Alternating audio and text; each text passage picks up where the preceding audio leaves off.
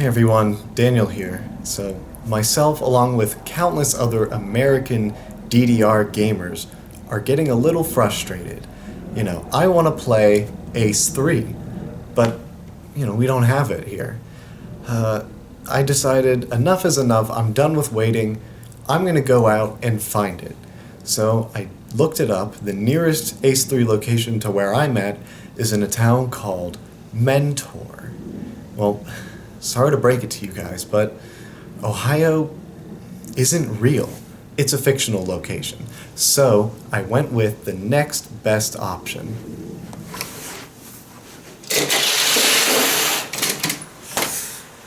Alright, so I am in Hawaii right now.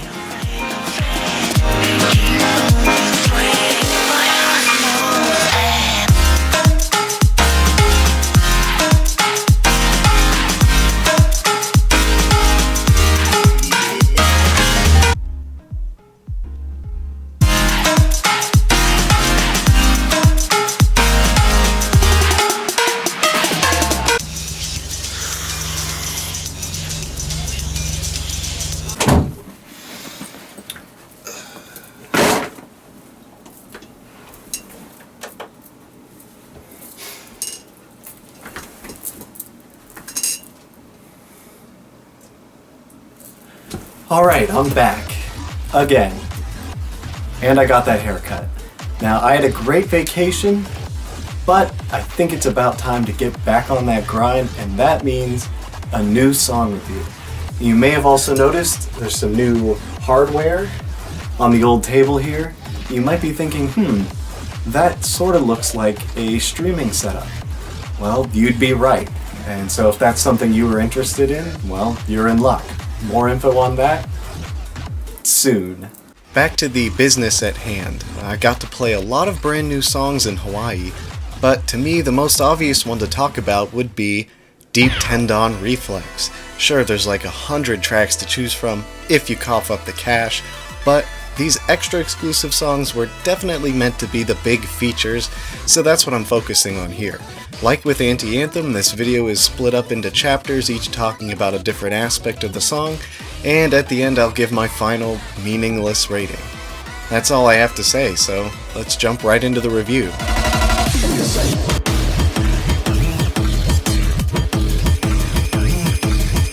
This one's a no-brainer. A deep tendon reflex would be like what your legs go through from playing DDR.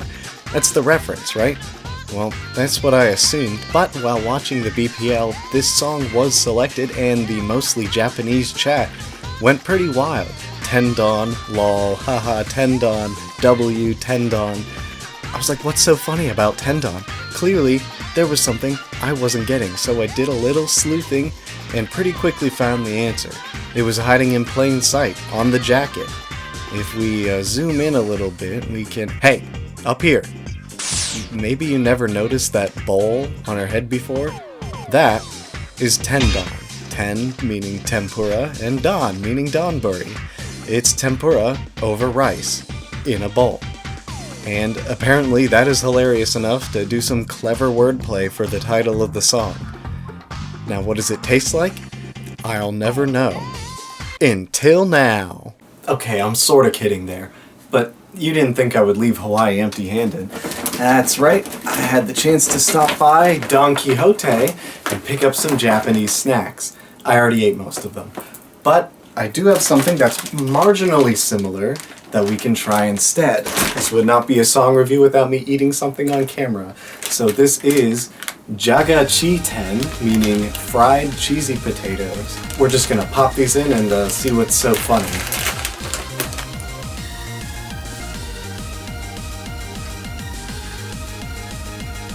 Yeah, I think I get it now. They're alright.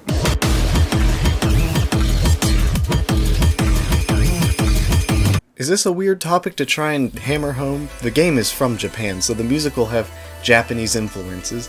How is that weird? But we don't do that in America. Well, if you want to get technical, we could say that old-timey folk music influenced blues, which influenced jazz, which influenced rock and roll, and that sort of led into modern pop music. But what I'm talking about is these rhythm game songs that still use all the same motifs and instruments from hundreds of years ago in a much more unabridged manner. And I'm saying rhythm game music specifically since obviously not all Japanese music does this. Though, to be fair, I don't believe Edo era Japan had the fucking bed squeaking sample. But you know what I mean. I can't imagine what it would be like if someone did a song like Deep Tendon Reflex with banjos and fiddles and... Wait a minute. Would that just be... Oh well, what about country music? To that, I would say there's a good chance that you hate country music. In Japan, there's a much more profound and deep respect for tradition and culture and the ways of the past that is effectively absent in America. And no, that does not make me a weeaboo for pointing that out or for being jealous. As I was saying, to find the Western equivalent of this phenomenon, we'd have to go further back, by which I mean classical music. And if you know anything about rhythm games, especially in the early days, classical music is one of the biggest influences. In the end, I guess you could say there's pretty much equal representation from both sides of the globe here. Damn, I don't usually rant this much. It's making me hungry. How about we try another one of these snacks? This is sort of a traditional Japanese sounding song, so how about a traditional Japanese candy? That's right, we got Yokan. I went to Don Quixote. I'm eating Yokan. The next Yakuza is supposed to take place in Hawaii. I guess you could say I'm literally Kazuma Kiryu at this point.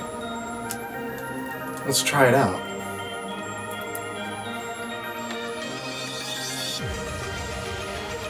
This tastes like beans. It tastes like, there's beans. There's little beans in there. This just tastes... Oh my god. Have I talked about the song at all yet? Okay, so I have some catching up to do, no big deal.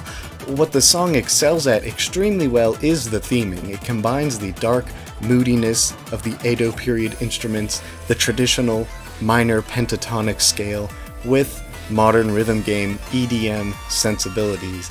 As I previously mentioned, it is like the 100th song to do this. It even has the most cliche Japan rhythm game song chord progression. You know the one.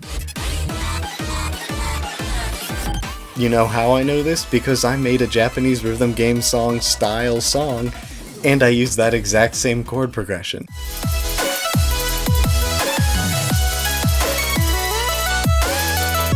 Joking aside, Deep Tendon Reflex pulls it off pretty well and has killer sound design. Everything is super tight and polished. Unfortunately, there isn't as much of a focus on any sort of pronounced melody besides the drop and a little solo at the very end. Most of the song takes a backseat and sounds more like a vehicle to get us between those powerful melodic moments while not drawing too much attention to themselves. These parts are steppable, but the cost is that they aren't as memorable.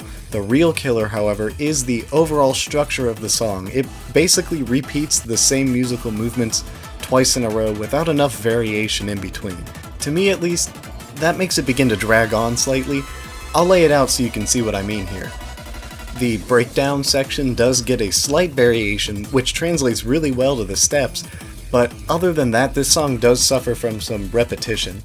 Remember, Anti-Anthem is essentially two completely different songs, and both of them are nearly the same length. So overall, while Deep Tendon Reflex is a total banger and a joy to listen to, it unfortunately doesn't have enough ideas to fill the runtime with a really satisfying way and lacks progression. I would give it a AA, but it's essentially the same song twice, so we can cut that in half. I'm kidding, that would be awful. I'll just add a little minus on the end of that and call it a day.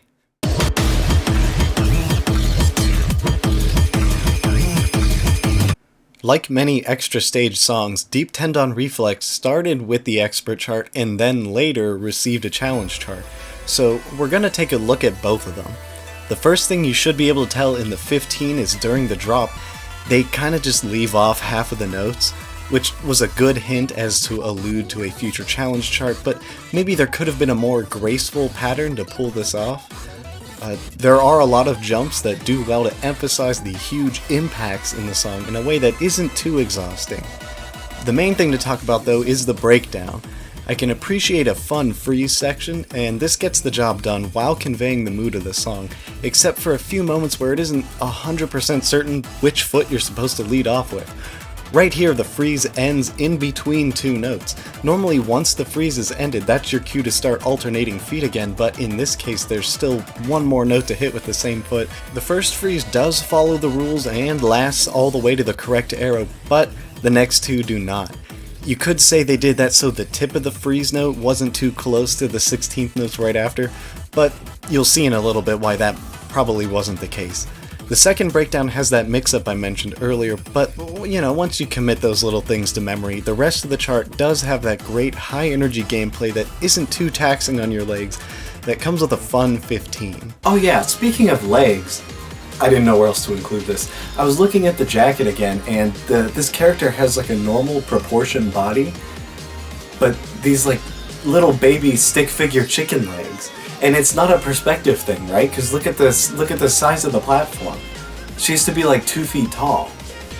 I was too distracted at looking at the tendon. I was focused on the tendon. I was looking at the tendon. Anyway, onto the challenge chart, which is a 17. And I know a chill just shot up your spine upon hearing that number. When it comes to modern DDR, a 17 can mean literally anything at this point. Well, I'm happy to inform you that no, this is not a milquetoast 19, and it certainly isn't a soggy biscuit 16 either. It's right in the sweet spot. This is one of the good ones. We've seen a recent trend of songs receiving total afterthought, unfitting challenge charts, but in this case, the expert chart left so many obvious gaps that you can tell they had the eventual challenge chart in mind beforehand. It does a great job of filling in all the holes and fleshing out the melodies with some unique patterning, so definitely points for that. Unfortunately, I'll have to take points away since it seems the person designing this chart must have inspired whatever rogue employee that's going around adding triplet bursts to random challenge charts that had no business being there. While the rhythms are a strong point, the actual patterns they choose do have some misses. The major patterns in the drop, chorus, whatever, disproportionately start on the right foot. It might be more noticeable now that I've pointed it out. I'm not saying this is charting 101, but a good rule is to give each foot the same amount of love. That is not what I meant. The patterns could be a little more symmetrical in that regard. And now we finally get to the big shake-off of the chart. These weird freeze patterns with no gaps in between the notes.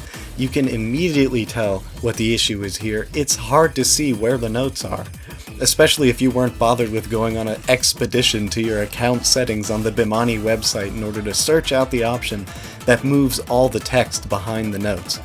This wouldn't really be an issue except for the fact that the arrow part of the freeze arrow is the same freeze note green no matter what. Now, does that sound familiar? Well, it should, because I brought up that exact same issue when talking about Anti-Anthem. It's almost as if this game still has systemic quality of life issues that should have been easily fixed after, 25 years? Well, sadly, until that happens, I have no choice but to write off the camouflage mid-freeze note arrows as a gimmick. But you know what doesn't need any gimmick? Well, we're kind of at the bottom of the bag here. This has nothing to do with tendon. You're just watching me eat stuff at this point. This is... what is this? Yakihimo, which means grilled scallops. I do have to warn you, the expiration date on this is July 5th, and I'm filming this on July 5th. But it's been in the fridge, so it should be fine, right? Well, let's find out, I guess.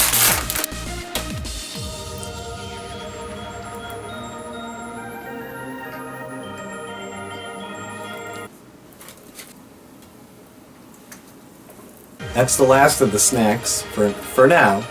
You know, make sure you subscribe to know next time I do my next mukbang. I mean, song review.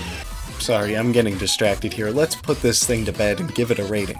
Overall, Deep Tendon Reflex gets a double A, but due to many questionable design choices throughout, it did in fact pick up an NG or two along the way and drop the combo. Even then, this is a strong recommend. And once us whiteys, and by that I mean people still playing on a white cab, once we finally get Ace 3, this should easily be one of the first songs you try out.